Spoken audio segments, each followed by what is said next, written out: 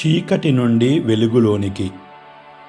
క్రీస్తునందు ప్రియులారా, దేవుడే మన ఆత్మదీపం, దేవుడే మన మార్గచూపరి.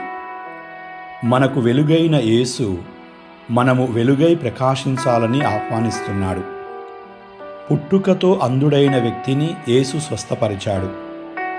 శారీరక వైకల్యం తల్లిదండ్రుల పాపము కాదు, వైకల్యముతో ఉన్నవారి పాపము కాదు.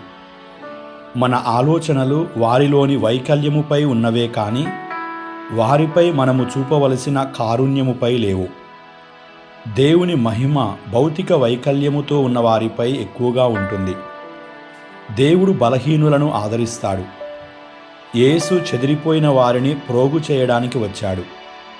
ప్రియులారా, సృష్టి ఆరంభములో దేవుడు మానవుని సృష్టించినప్పుడు మట్టిని బొమ్మగా చేసి రూపమునిచ్చి ప్రాణవాయువును ఊదాడు. గ్రుడ్డివాని కన్నులకు యేసు మట్టిని పూశాడు.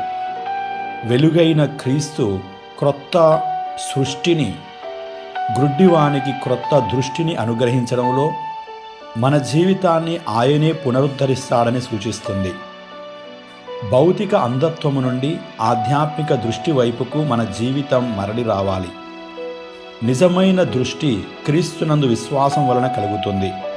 స్వస్థత పొందిన వ్యక్తికి పరిసయ్యులకు మధ్య జరిగిన సంభాషణ ఆధ్యాత్మిక అంధత్వము ఎంత ప్రమాదమో సూచిస్తుంది.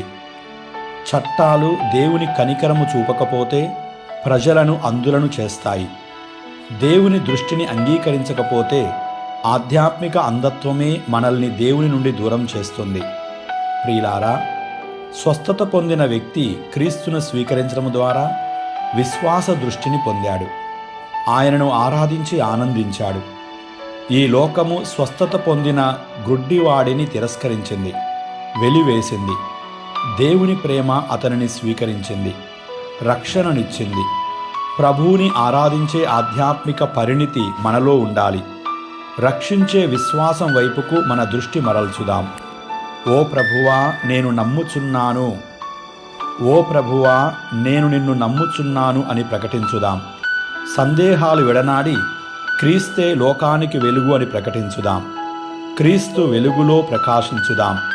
ప్రభువు తన దివ్య వెలుగులో మనల్ని ప్రకాశింపచేయునుగాక. ఆమేన్.